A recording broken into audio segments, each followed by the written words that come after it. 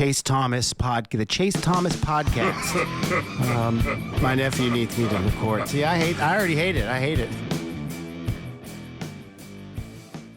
All right, hello, and welcome back to another episode of A Pod Divided here on the Chase Thomas podcast, where I'm still the aforementioned Chase Thomas, coming to you live from Knoxville, Tennessee, Everything School HQ.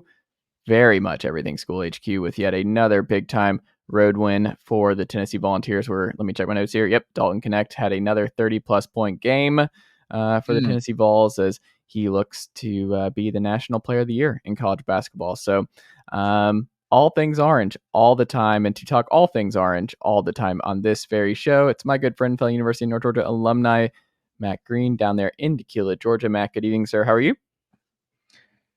Yeah, I don't know about that intro, but I'll give your boy some love for sure. That dude can absolutely fill it up. Tennessee's pretty dangerous. Georgia almost had a pretty crazy comeback in the swamp. I guess I saw that. Called it the O. So someone explain this to me. The O'Connell Center, they call it the O-Dome, right? That's what I always grew up with. Mm-hmm. And it's Exact Tech Arena, whatever, on the baseline. Mm-hmm. But it still says whatever C. O'Connell Center on the sideline. So is it the O'Connell Center, or is it the Exact Tech Arena? I need answers. I was confused the whole game. But no, Georgia, had a last second, or was able to tie it up late, and couldn't win it in regulation, lost in overtime. But yeah, well, White's got you locked in. You're watching these games every week now, because Georgia's got a competitive basketball product. I like it. Days. So you're locked in. There you go. I like it. Maybe this baseball season we'll have you talking college baseball too. You never know. See, it's fun having year-round stuff to be interested in, right? There you go. It's pretty fun, Matt Green. It's pretty. I see. It's around the time I would automatically be trying to get into college basketball, just because you want to have a little bit of a clue when March comes around. You know what you're watching. But yeah, it definitely makes it easier when the dogs are competitive. Mike White almost got the victory over his former employer. He did. But Matt Green, this episode, we're in the thick of the offseason now. Jim Harbaugh, his replacement was announced since our last recording. Sharon Moore gets the full-time job as expected. We'll see who remains on the staff, because you do lose the elite DC and Minner, who will follow Harbaugh to the Chargers. We'll see who else. I'm assuming Jay, his son, makes the jump, and a couple others. But interested to see how Moore fills out that staff, and how he does replacing a lot of NFL dudes, and good pipeline, everything else, but not a lot. Tim Lester getting the OC job at Iowa. We have that. There's a GM battle that I think is interesting, that a lot of folks, like, you got to really be in the college football in the weeds to know about Austin Thomas and the battle of his work behind the scenes. And he's just a good player personnel guy. He was one of those first early GM types in college football that's becoming more and more common at major Power 2 universities and stuff.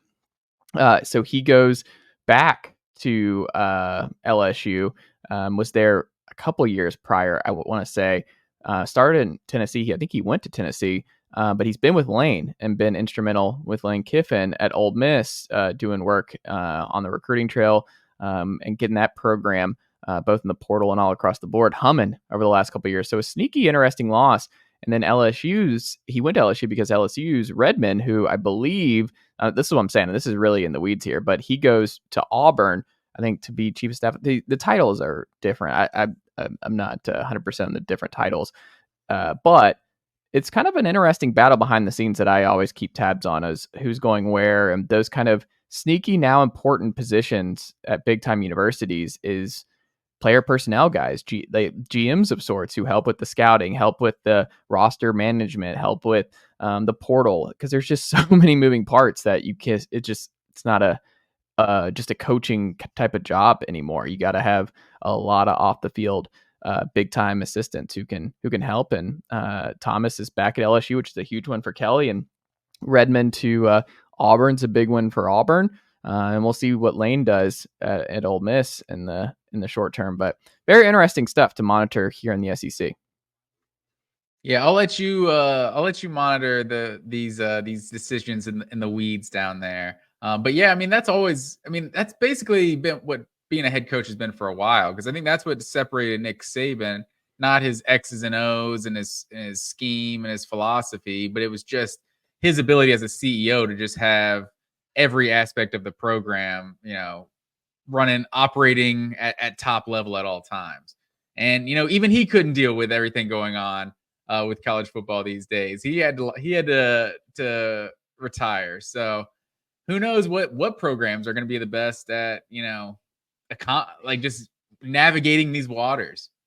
No, absolutely. I mean, I would just highly encourage the college football fans listening to this very program. Just keep up with that. Like that's going to become a bigger thing in college sports as we grow and grow and grow, and we'll see what happens with the money aspect. But like you want a good GM, and Austin Thomas has been regarded for many years as one of the best GMs, and from Football Scoop, which is a great site that I love the work that Bryce and company, John Bryce and company do over there. So I'd highly encourage college football fans to bookmark footballscoop.com if you've not already done so. They do great work.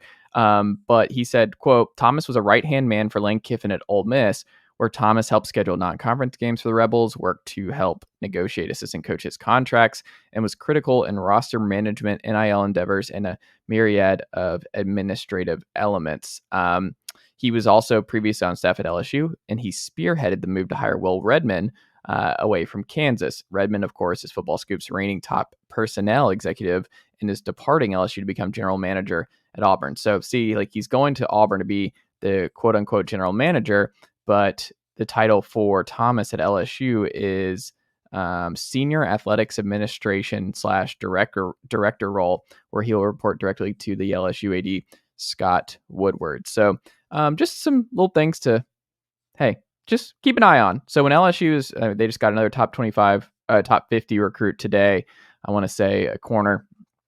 Just if you see LSU just bulking up a little bit more, and it's just, hey, guys like Austin Thomas are really, really valuable, and you want to have good personnel folks in your athletic department to keep this thing humming, because there's just so many moving parts for college football coaches these days, that who you hire to run this and help you and assist you, like you said with Saban, is just so critical, because it's not just Saban, it's all the powers that be. There's just a whole lot of folks that are important and critical to a high functioning operation at the SEC level and at the Power 2 right now. I'm still calling it the Power 4. All right. I can't do it. We know it's not a Power 4. The ACC is still a legit conference. I mean, it didn't get worse. Put it that way. Like the ACC, it was already a step behind, but still the new Power TV deal, 4, man. It kicks in this Power year. 4 to me, damn it. It's the Power 2, Matt. Like we had the college football playoff. It was 2 Big Ten teams and 2 SEC teams. Like it's just where it is. Like you can't win a title in the Big 12 anymore.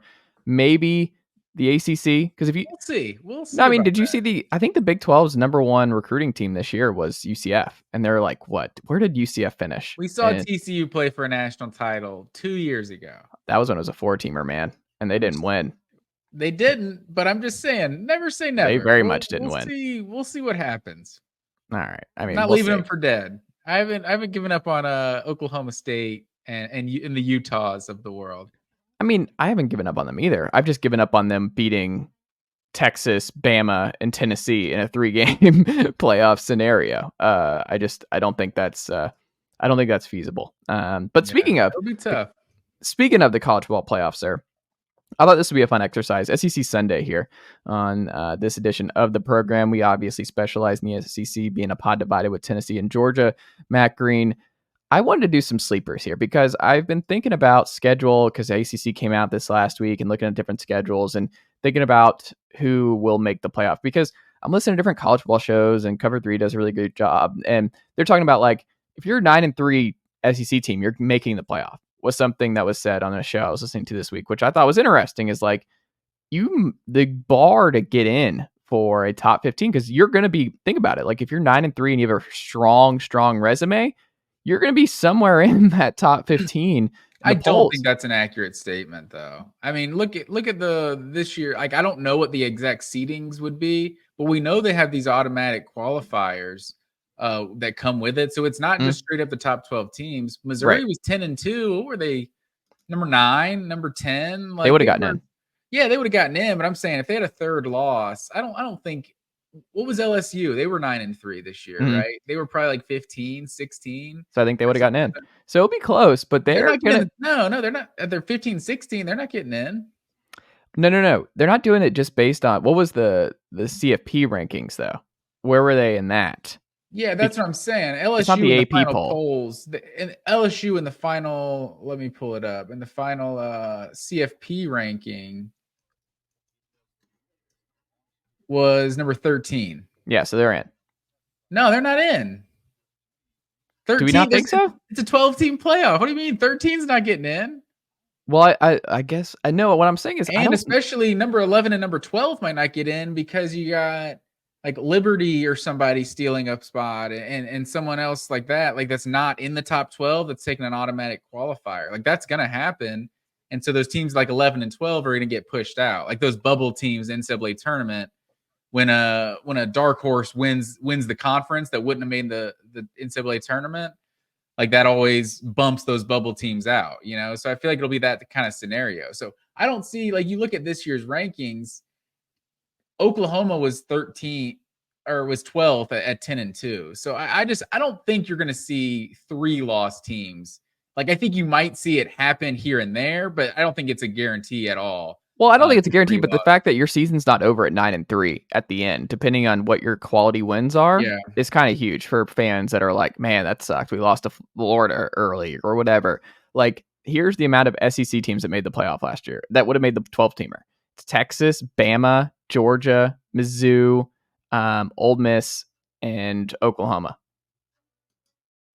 Yeah, that's pretty crazy. I think you're just gonna have a lot of SEC teams in the playoff every year. So I think 9-3. I don't think it's 9-3. I think 10-3 can get you in the playoff. So like a year like a 2017 Auburn, where they have a bunch of good wins and they just played a ridiculously tough schedule, lost in the conference championship game. So a 10-2 regular season that you lose that third conference championship, that team might not necessarily get bumped out of the top 12, which could be a good thing.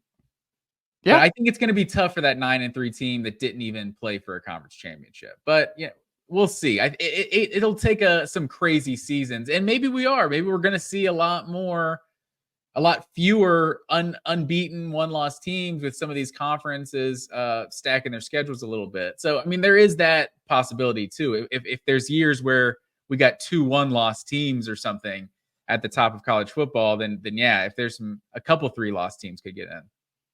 Absolutely. Well, speaking of those teams that might get in here, I thought this would be a fun exercise. So we're going to do the Big Ten next time, and we'll do the SEC this time, because when I talked about like how many get in, and you look at the final CFP rankings, this, that, and the other, and you'd think like they won't be a playoff team. It's like actually teams that you never would have thought in the SEC would be quote unquote a playoff team, national title contender. The door is going to be open because they're going to have a whole lot more talent. We already see at the top of where the talent's going. Over the last couple of recruiting cycles, especially in the portal.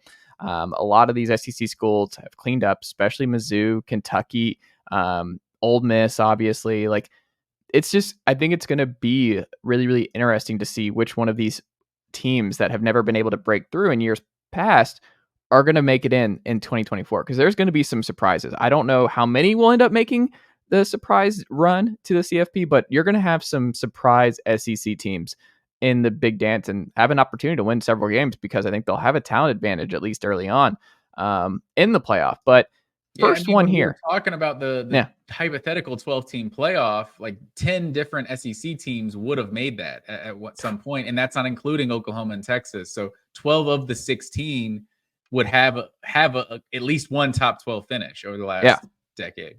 So if you're an SEC fan right now, if you're in the boat, that's why it's just so important to be in the boat of these 2 Power 2 conferences, is you're going to have an opportunity. And you're going to have an opportunity to play for it all. Like, it'll be hard to win if you're Mississippi State or whatever, but like, you're going to make the big dance. You're going to be involved in the party. You're going to have a seat at the table, at least every now and then, when you have a special quarterback and this, that, and the other. But first up, the Tennessee Volunteers. You knew I was going to start here, because we're not going to have Georgia on here. We're not going to have Texas. We're not going to have Bama, because that's not a surprise. But we're doing our SEC. Bama's going to be in a different tax bracket next year, sir. I think they're going to turn into this more bubble team. Like, can things go right and they get into the playoff? They're no longer a juggernaut. Well, let's just see. I want to see it on paper. I want to see it actually happen first. I need to see it with my eyes. I need to see 8-4, 9-3 with my eyes before I'm just ready to just throw Bama in with the underdogs here. First up, though, we saw 8-4 last year. You said you were right. It felt like 8-4. Right? That was an 8-4 team if I've ever seen one. Why or why not? You knew I was going to start with the Tennessee Volunteers. Why, in your estimation, Matt Green, do you think that they have a realistic shot as being an SEC surprise CFP team? And why do you hesitate to throwing the Tennessee Volunteers in this year? Well, if we start with the why, I mean, if you're telling me why did Tennessee make the playoff at the end of the season, you're going forward in time. I think the reason they would have made the playoff is one thing, and it's that Nico is a superstar. Like, I don't think there's any like beating around the bush. Like, I don't think Nico can come around and be a game manager and this team's going to play for anything. Like, you look at their schedule a year ago, like you got blown out by Missouri, blown out by Georgia, and the Florida game, maybe not a blowout, but kind of dominated by Florida too. Like, what changes in 2024 from 2023, right? Like, you lost a lot from that defense. Tennessee's definitely brought some in the portal, but you look at like what makes them better. Like, they might be better than Alabama next year because like we don't really know what they're going to be exactly. But I look at Tennessee, and if Nico is a superstar, like that's what it's going to take to get them to that level. And even in like as good as he can be, like, can he be better than like we know he can be better than Hendon Hooker, right? Like, theoretically, but can he really produce better? Can Tennessee's offense be better than it was in 2021? Am I getting my 2022? 2022. Can it be better than 2022? Yeah, can it get better than that? I think if you have that offense with a competent defense, like maybe like last year's defense, that team could be a little bit better.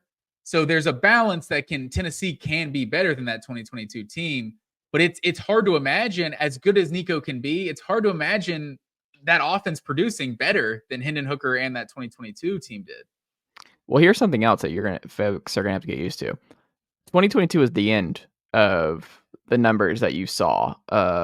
Like the Tennessee average, I think 46 points a game. What didn't change with this year's new running clock was the time of the game. The time of the game itself didn't really take a hit because the ads were there and everything else. But what did was the number of plays. So scoring was down across the league this year. So I don't think Tennessee will ever score like they did 2 years ago ever again. But I do think there's going to be a middle ground because Tennessee was number one in college football in scoring in 2022. 2021, they are number 7.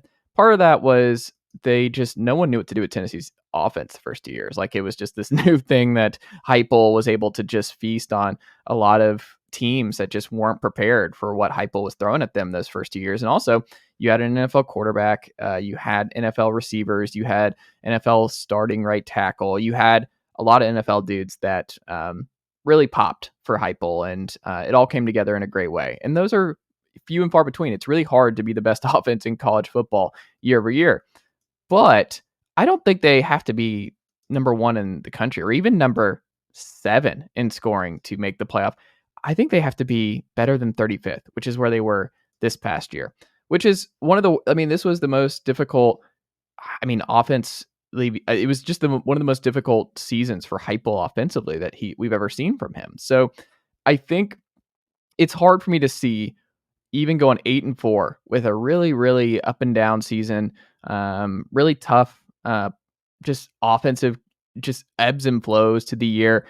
You had Alabama on the ropes at the half, and that one hurt. The Florida game was really the only tough loss, though. When you really think about it, like, Mizzou turned out to be a great team, and that's not a tough loss on the road. Yeah, you got boat race, but like, Mizzou was one of the 3 best teams in the SEC this past year, so they were legit. They were a double-digit win team. Like, they were really good. That's not a bad loss. Georgia, obviously not a bad loss. Like, you would have preferred it to be closer, but it's not a bad loss. They were arguably the second best team in the country. Top 10 teams. Right. That's fine. The Florida loss was the one that That one hurt. But the other three, that's fine. And I think Tennessee fans would have been, by and large, and I think they were okay with 8-4 this past year, because I think a lot of people saw like the drop off from Hendon and to what you lost to the draft and this, that, and the other. There was going to be a step back this year. But you see the pop, 35 points. The defense pops against Iowa. I understand it's Iowa's offense, but James Pierce is a top 10 pick. He might be a number 1 overall pick after this upcoming year, just because of his talent on the edge. Like, that's a big thing. Tennessee should have a great pass rush this year. You're getting in 5-star Jordan Ross, who's going to rotate Caleb Herring, 4-star number 1 player out of Tennessee this past year. He sat and learned. He's going to be bigger and ready to rotate. So I think Tennessee is going to be loaded rotating at the Leo spot. I think they're going to be loaded at the defensive line spot. I think they're going to be a whole lot more athletic at corner. I think the offensive line, you get Cooper back, you get Spraggs back at right guard, you get the 5-star offensive tackle transfer from LSU, Lance Hurd, starting left tackle. You have John Campbell who'll move over to right.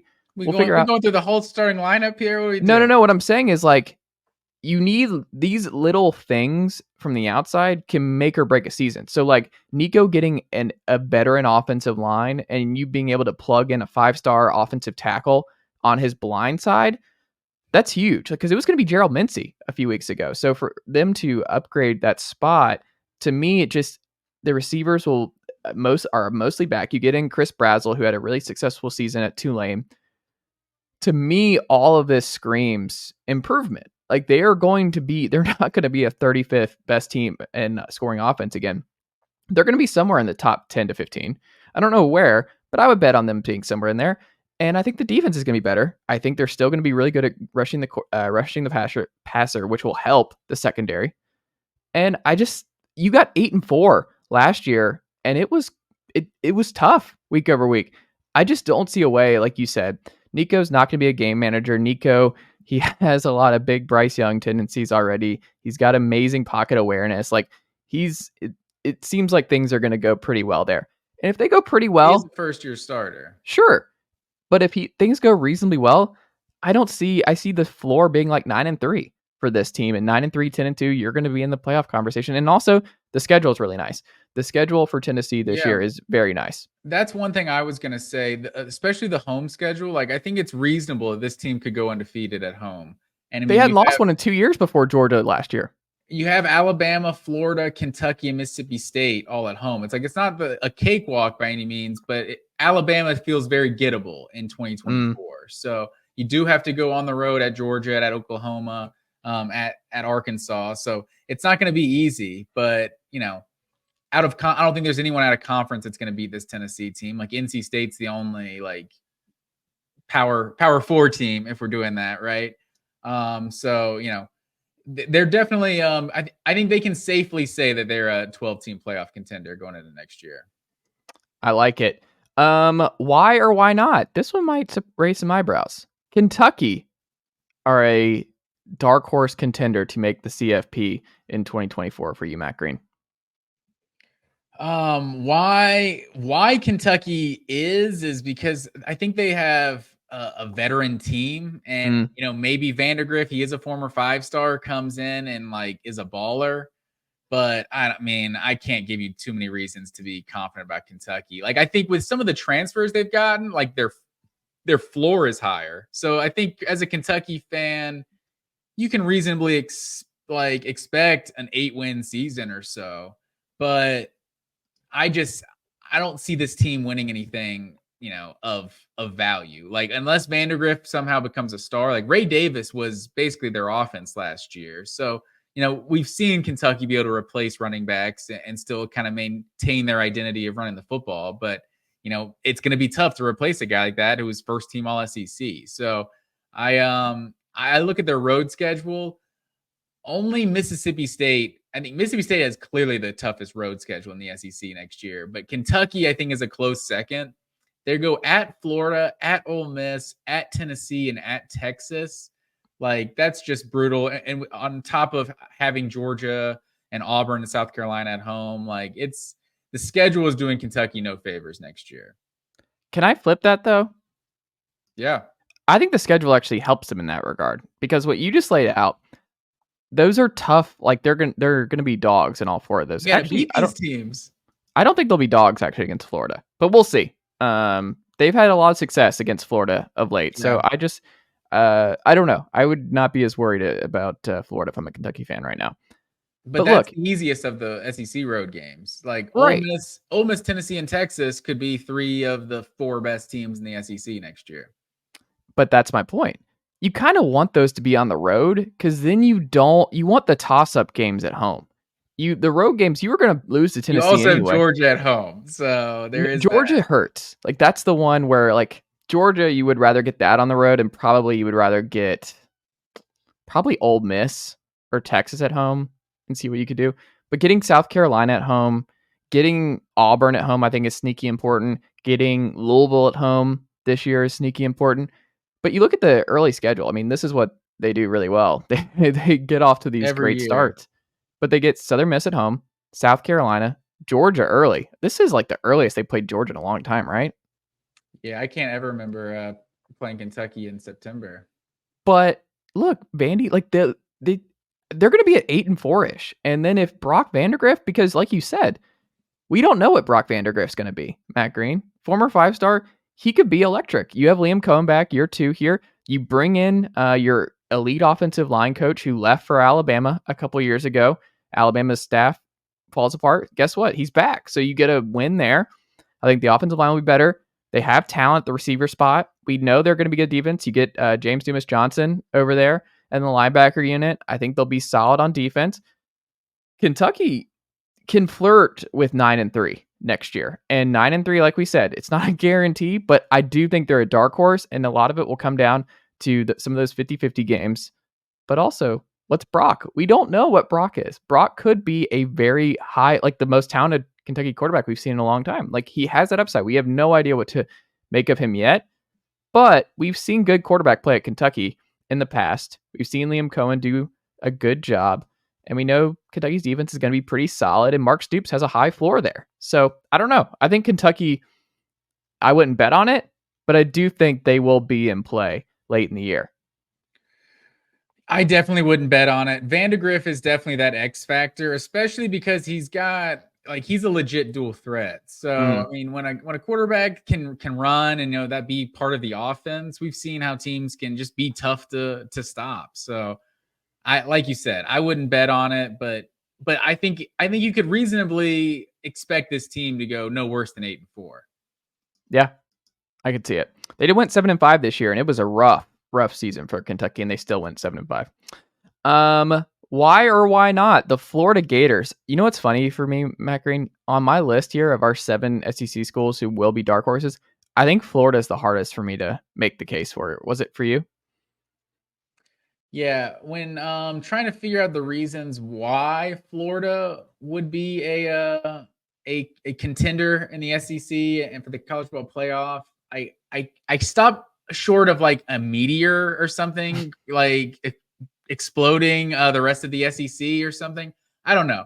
Florida has no shot, in my opinion, to be a playoff contender this year. Like if Billy Napier makes it to 2025, like this season was a success, honestly. Like this schedule is just brutal. Like it's all about the schedule. Like I hate to make everything about the schedule, but it's like they lost Princely, however you pronounce his last name, to Ole Miss. ETN to Georgia. Like you're losing these players directly to your competition. Like that's just absolutely just gut wrenching, like that's demoralizing for the entire program. And so they play 11 teams. If we're counting the Power 4, they play 11 Power 4 teams next year. Only LSU, Georgia, and Missouri. They're the only other teams in the SEC that play 10.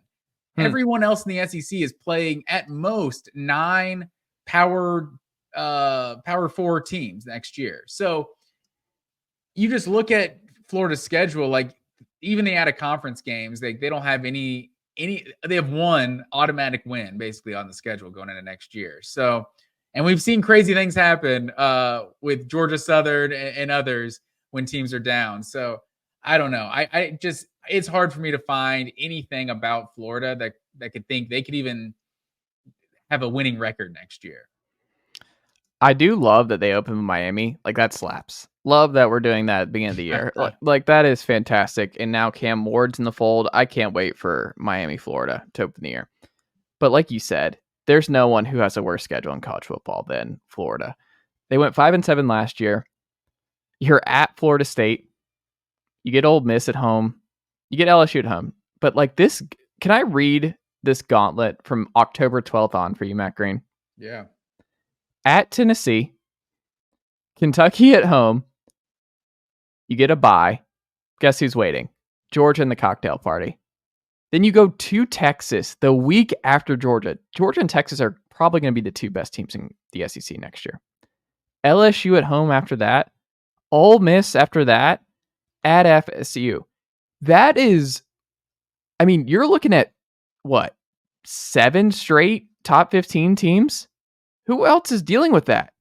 That's a bonkers schedule. Final 5 of Georgia, Texas, LSU, Ole Miss, Florida State. Like those could be 5 top 10 teams next season. Like 5 playoff teams. Like when they are playing them. That's going to be brutal. But is there any Graham Mertz optimism for you? Is there any like the offense figures it out? Year 2 Graham Mertz, he completes a high percentage of his passes, 70%. There is some wide receiver talent. Yeah, they lose Trevor Etienne to Georgia, but like Austin Armstrong, a whiz higher. It was kind of a sneaky big one. He's super young. Like they were 101st in sacks last year, which is wild. So they didn't get to the quarterback, and you lose, as you talked about, a good edge guy to Ole Miss. But like, I mean, is it hopeless? Like, is there a chance that like Florida really does? Like, what do you point to of like, this was something I saw last year that would give me, if I'm a Florida fan, a little bit of optimism that Graham and this offense could be good enough to be an 8-4, 9-3 type team?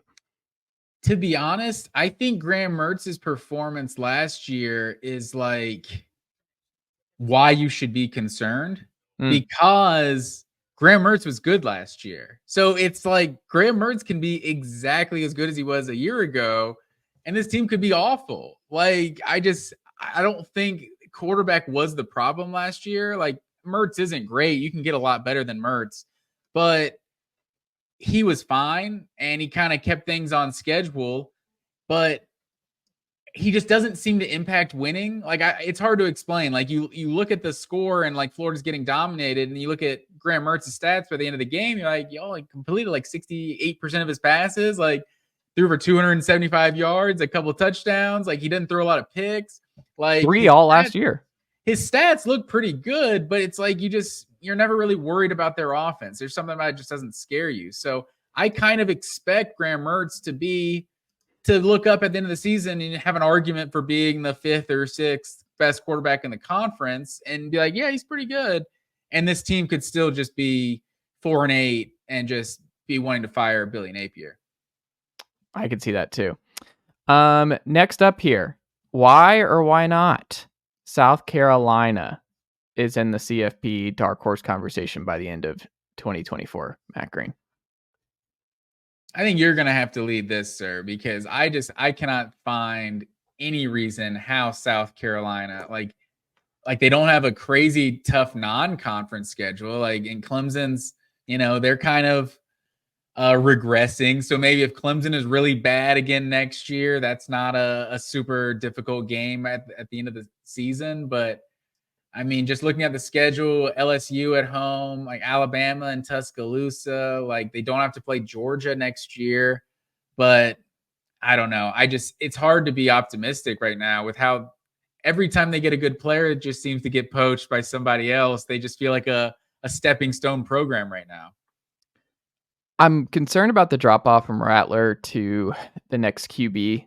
He's a 3-star kid. Yeah, you had the rankings of the quarterbacks, whatever that was, like a week or so ago. I don't know his name right now off the top of my head. I'm gonna pull it up. It is Lenoris Sellers is his name. And look, they have talent. It's not like they haven't had talent with Leggett, who just they could not get there. Juice Wells, as you alluded to, he's gone. Jaheim Bell, you lose the previous offseason. Leggett's going pro, right? Yeah, he's gone. Yeah. Spencer Rattler's gone. It's tough, man, because like you said, the schedule doesn't really jump off and scare you a little bit. Like you get Mizzou at home, which will be good. You get Texas A&M at home for homecoming. That's good. I mean, you got to go to Bama and Oklahoma, but you probably weren't winning either of those games anyway. You get Ole Miss at home, which might be a sneaky big one. You get LSU at home.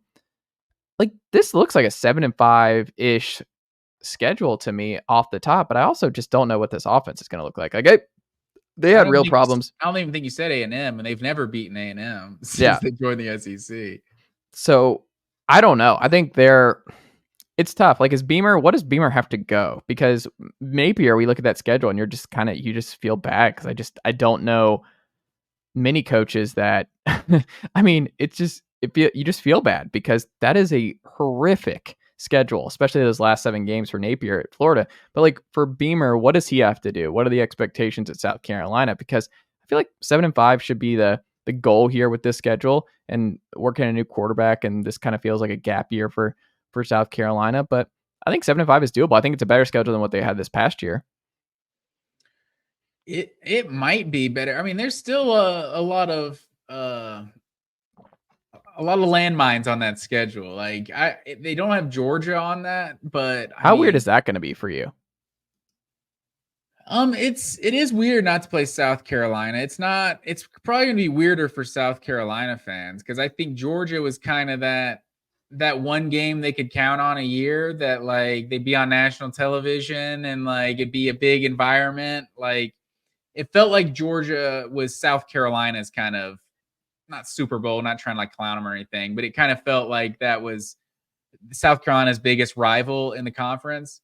Well, it's also weird that they got into it. Like, obviously, they beat Kirby early on. Like, last year was really close at the half. And for whatever reason, South Carolina and Georgia have had some really fun, weird, close games. It's not a quote-unquote rivalry, but it feels like if we do the 3 permanent rival model. Those are really the only ones, though. Like, it was a fun rivalry with Mark Richt and, like, Spurrier. Like, those games were crazy. But outside of the upset, in 2019 and then this past year, for the most part, Georgia's just murdered South Carolina since Kirby's gotten there. So I think that rivalry's kind of fallen off a little bit because South Carolina just doesn't really compete with Georgia like they once did.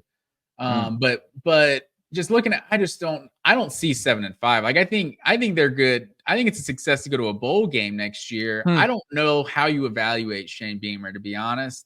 Like, because when Shane Beamer arrived, South Carolina wasn't a stepping stone program. Like, they weren't some perennial contender, but they were like someone who had some hope, right? And this whole transfer portal era has kind of turned them into a stepping stone program. And I don't feel like that's Shane Beamer's fault. Like, he's recruiting good players. You know, you got Jordan Burch going somewhere else. You got Marshawn Lloyd going somewhere else. You got blanking on Jaheim Bell go somewhere else. It's like Juice Wells now going to Ole Miss next year. Like, I just don't know how a program like South Carolina, whose program has to be built on finding diamonds in the rough, like I just don't know how they can sustain that if other teams can just poach those diamonds they find. Absolutely. Ole Miss, I think they have the best of this surprise SEC playoff team. So I think it's not a surprise to you and I, and we keep up with this every day.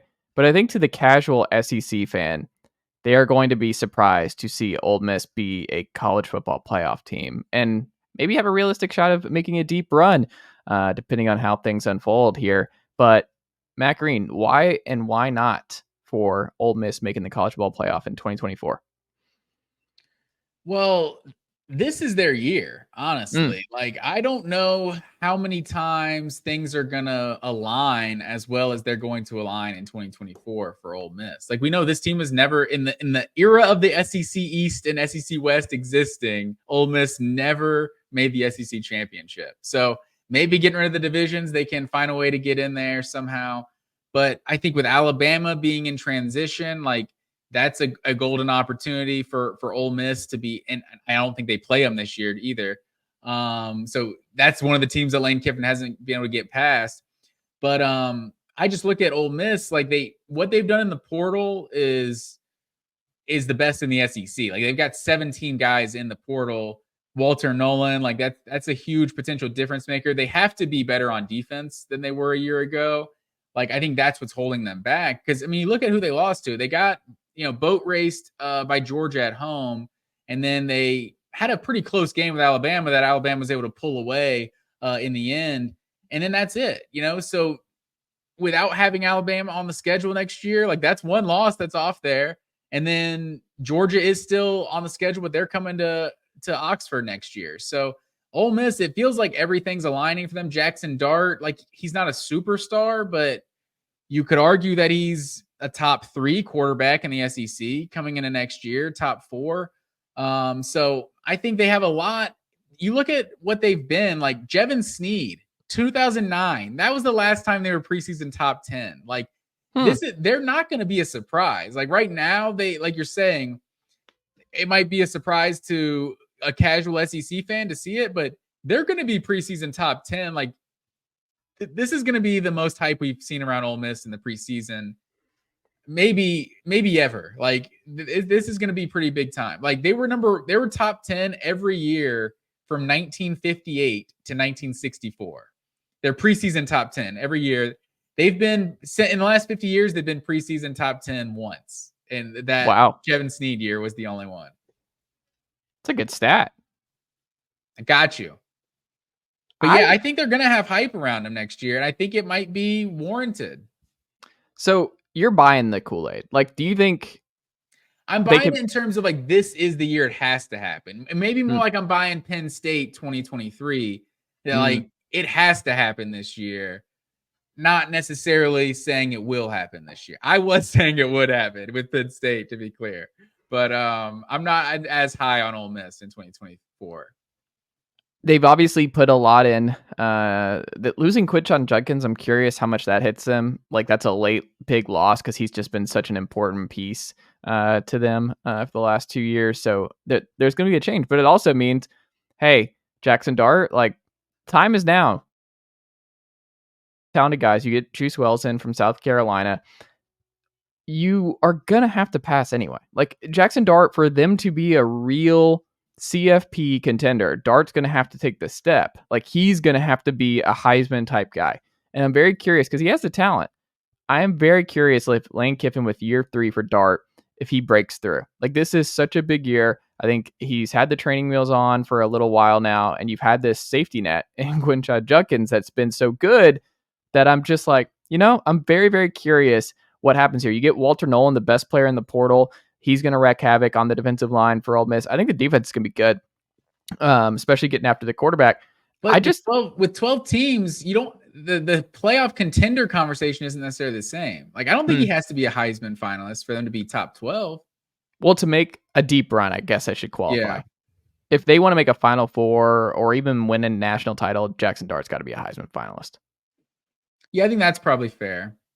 And I'm curious, like, I don't know. Like, would it blow your mind if Jackson Dart's one of the best 5 players in college football next year? I guess it would not blow my mind, but I would not predict it to happen. Like, it would surprise me a little bit if he actually took that step, because I think he's got a ceiling. I think he's just a really good player, and I think his ability to use his legs kind of, adds that dimension to their offense. But this has been a running team. Like when they've been at their best, like under Lane Kiffin, like they're a run first team. So, losing a Quinshon Judkins, like we'll see if they're able to replace that production, because I think that's a pretty big blow for Ole Miss, even though they have a lot going for them. That's, lining up for next year. I mean, they were sneaky top 20 in passing last year. They were 19th in passing offense this past year. That'd right? be in Ole Miss. Yeah, 65% completion percentage. You need to get that up a little bit. 9.4 yards per attempt. That's high, so that's good. One of the best. 26 TDs, 6 picks, 162.87 QB rating, and he threw the ball 30 times a game. It didn't feel like Ole Miss threw the ball 30 times a game. No, it still feels like they running is their identity, but he obviously, like you're saying, he still had a pretty good year last year. Let's go next, Matt Green, to the final 2 here. Why? Maybe the most divisive here on this very program, and they're going to be very interesting to follow this year. Why and why not for Auburn, sir, making the college football playoff in year 2 for Hugh Freeze? Because everyone might be like, Auburn year 2? But Tennessee, right there, year 2 for Heupel. We've talked about on this podcast how big year 2 is. Make the case for and against Auburn making a year 2 leap for Hugh Freeze. It's just about the year 2 magic as far as I'm concerned. Like if there's just something unforeseen, like they just take a step that we're just not prepared for, I feel like that's what's going to take. Because even in 2021, like Tennessee was fun. Like they weren't a good team, but they were a team that scored some points. Like they showed some signs to that 2022 run. Like Auburn, it wasn't just dead. Like, I mean, that New Mexico State game, like it's hard to explain that one, but they obviously almost beat Alabama there at the end. They were improving. It's hard to say they're improving and just ignore that getting shellacked by New Mexico State down the stretch of the season. But I'm not a believer in Peyton Thorne at all. I am a believer in Hugh Freeze and his offense. And so that's the one thing that makes me like, okay, Hugh Freeze knows something I don't know, that he didn't need to get a quarterback in the portal. Like maybe Peyton Thorne, another year in Hugh Freeze's offense takes a step. But it's hard to be too confident about like what they're going to be next year. You would have felt good if Caden Salter made the jump and followed Hugh to Auburn, right? Like if he doesn't go back to Liberty, you're feeling a little bit better. Like maybe there is some Peyton Thorne magic, but it was tough from what we saw this past year. But he was also a spring portal guy, and spring portal jumps from guys it's just bad because they don't have as much time. Like you just don't. You're just kind of you really need the spring. Like if that's why the portal is not nearly as flooded in the spring. It's just guys are so far behind. Like it's really hard to work yourself into the rotation if you transfer in the spring because you're just months behind the playbook, months behind other guys who've been working out with the team and coaches for 4 or 5 months prior. So he was already behind the 8 ball in that regard. Spring transfers, you're saying guys who transferred after spring. No, spring transfers, like the spring ones.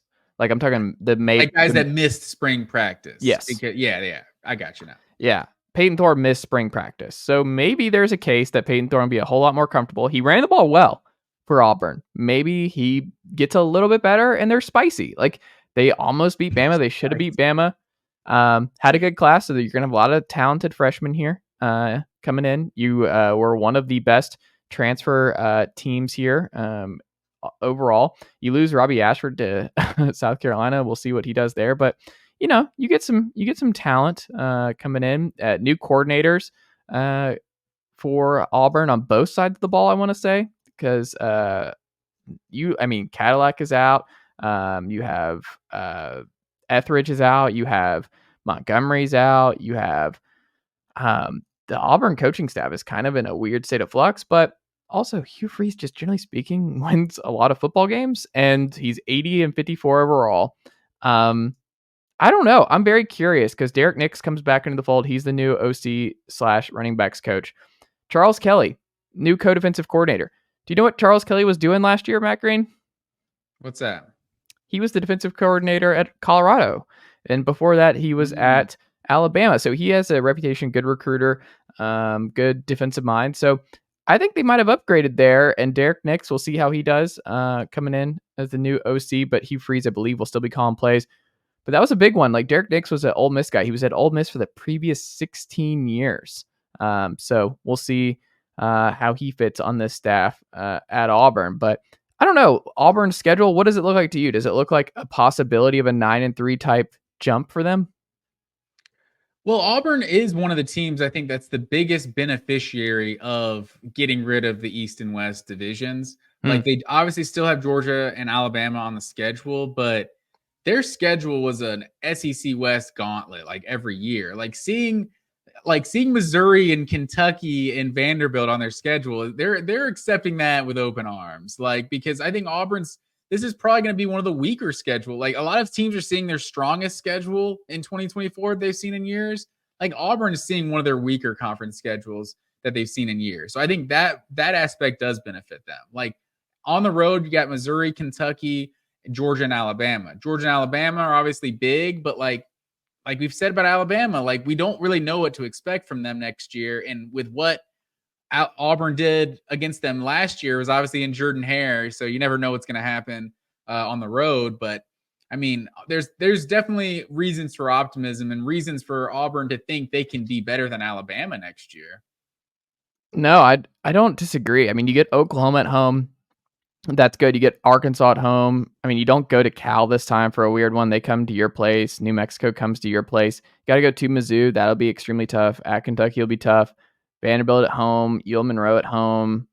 Texas A&M at home is a big one because that's a coin flip game, and we'll see what Bama looks like. But you'll be in it. I mean, 8-4, 9-3. That's a possibility. A lot of it just depends on, I mean, how these new coordinators work with Kelly, and then Ken Austin comes in as a QB coach. Who was Hugh Freeze's offensive coordinator and QB coach at Liberty. He was an analyst this past year. He's like 4th all time at Ole Miss in quarterback records, so behind Bo Wallace and a couple other ones. So that should be an interesting upgrade because Liberty obviously had a lot of success with him and Hugh Freeze years ago. But I don't know, the year 2 bump, man. We've talked about in this program. It's real. Like people who are discounting an Auburn bump. I don't know. What's interesting is that like Auburn was built on transfers. Like Matthew McConaughey, like back before it was cool. Auburn was getting transfers before everyone was doing it. So it's like now you look at this class, like they're 15th out of 16th according to the 24/7 transfer portal rankings. Like only Georgia and LSU have taken less players in the portal than Auburn so far in the SEC this year. So Auburn was one of those teams that felt like they should be doing what Ole Miss is doing right now, and they're starting to recruit better. That's the other thing too, is some of these big time freshmen that are coming in this year at wide receiver, like those dudes could be day one difference makers, and that could really take Auburn to the next level. But it's interesting that they're a team that's not utilizing the portal, I think, as much as a lot of people anticipated. But like you said, they're trying to, and they're just whiffing on some of the guys they wanted. I think that's possible. But we'll see. I think they'll be interesting. Cam Coleman coming in, big receiver win, 5-star wide receiver. Amaris Williams, 5-star edge. Walker White, quarterback of the future, 4-star quarterback. So we'll see that. And then the flip, Marcus Riddick from Georgia a long time ago, right? Yeah, he was a Georgia commit. So they're getting talent in the building, and I think they're loading up. I think I would buy some Auburn stock right now. I think they're coming back. I think that's fair. I think 2024 might be a little early for a playoff conversation, but yeah, I think they're trending in the right direction. Final one here, Matt Green, the one that I picked to win it all this past year, Texas A&M. Why or why not will Mike Elko make the college football playoff in year 1 at Texas A&M, sir? Why not? Because it's Texas A&M and they just don't do that sort of thing. But I don't know. And in terms of A&M, they're like the hardest team to read, I think, in the entire conference, because it's like there is talent there, but a lot of it transferred out with Jimbo and all the just craziness. That's the toxicity that's just kind of seemed to be around their program. So like just getting a new voice in there, getting a new head coach, like a lot of that, maybe everyone's steering in the right direction or rowing in the same direction, like that you can start to see how much talent they really have. But, it's hard with all these, with how much transition there is when a new head coach comes in to know how much talent really is at A&M, right? Are they ready to actually compete for the SEC in year 1? Like probably not. So it's hard for me to know exactly what to expect from this program.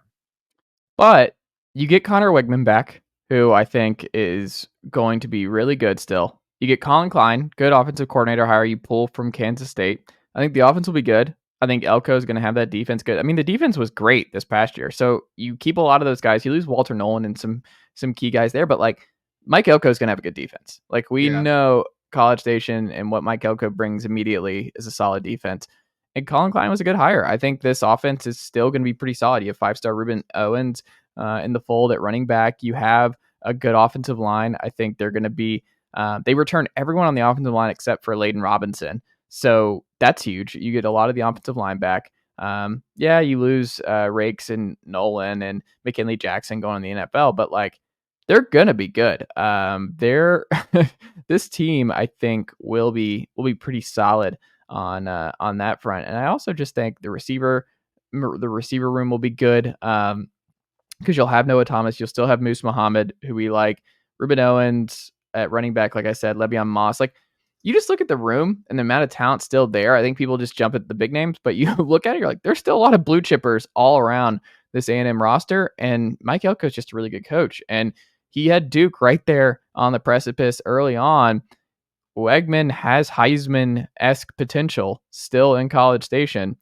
I could see it. I could see a 9-3, 8-4 type year one for Elko. I don't think they're going to make the playoff right away, but Elko is a good hire, and they still have a lot of talent, and I still would buy some A&M stock over the next couple of years. What say you, Matt Green? Yeah, I'm with you there. Evan Stewart, another one, a big one that they lost in the portal, but I don't know. Have you learned nothing, Chase Thomas? Like, are we just going to buy A&M stock every off season? And at some point, this is just, it's a losing bet, right? RC Slocum, interim AD. Let's get the gang back together. They're going to be all right. A&M's going to be all right. The schedule isn't like the worst in the SEC. Like on the road, you got South Carolina, Mississippi State, Florida, and Auburn. Like we know those are some tough stadiums to go in, but we don't know exactly how good all of those teams are going to be next year. But Arkansas, LSU, Missouri, and Texas at home, like I think it's not the worst, but I just don't know what to expect from them. Like they do feel like a team that's one of the quicker fixes in terms of first-year head coaches in college football. Also, great game right away. Right? Guess what they get? They get Riley Leonard and Notre Dame at home. That's who he just coached. Oh, you're right. I was looking at the schedule. Like, I feel like that game went under the radar. Mm-hmm. Like Notre Dame, that's week 1, right? Mm-hmm. Yeah, that's going to be a good one. I mean, I think they probably win that game. Like out of the gate. I mean, Riley Leonard playing against a coach who knows him very well, coming into College Station, one of the toughest places to play. I don't know. I feel pretty good there. Man, I didn't even think about that. Yeah, that's going to be interesting. Still Notre Dame is going to be favored in that game, I would imagine. They'll be preseason top 15 or so, right? Hell, who knows with preseason rankings, A&M might be preseason ranked. I think Notre Dame's going to be preseason top 10. Yeah, they might be. So A&M, I don't know. I'd love to see the over-under win total right now. It can't be much more than like 7.5. I would pound the 7.5 over for A&M right now. I don't know. I think 7 wins year one for Mike Elko. I think that's probably to be expected. But you know what else will be really nice? Texas to end their year. Like Texas back on the schedule. Texas A&M is just going to be a delight. Like I'm very, very glad that that's happening this fall. Like that's going to just be really nice. And it is on Saturday, right? Do you have the schedule in front of you? Yeah. We talked about, they did play it on Friday a few times. Yeah. It's on Saturday, November 30th. And see, that's going to be ESPN, Fowler and Herbstreit's first opportunity to ever do the Iron Bowl. Are they going to pass up the Iron Bowl and go to Texas A&M? Probably just depends on how the seasons are going for both of them. Yeah, I mean, you're probably right. But yeah, I mean, they'll have their opportunities to do the Iron Bowl. God, it's going to be weird ESPN, ABC games for all SEC. No CBS. It's going to be weird. It really is. The production of the CBS games, there's something special about it. Even if you wanted to talk shit about Gary Danielson, like so many SEC fans love to do, because he hates every single team in the SEC. He always hates your team. He's against them every time. But yeah, it's gonna be weird. But this is it. This is where we are now. Absolutely. Well, that was fun, Matt Green. What do you think? Yeah, it's good stuff, man. Well, we'll do Big Ten next, and we'll continue doing different stuff during this off-season, college football off-season here, because there's all kinds of content and things we could talk about on this very show each and every week. But Matt Green, thank you as always, my friend, and I'll talk to you very soon. Nicely done, nephew. The Chase Thomas Podcast. Hell yeah.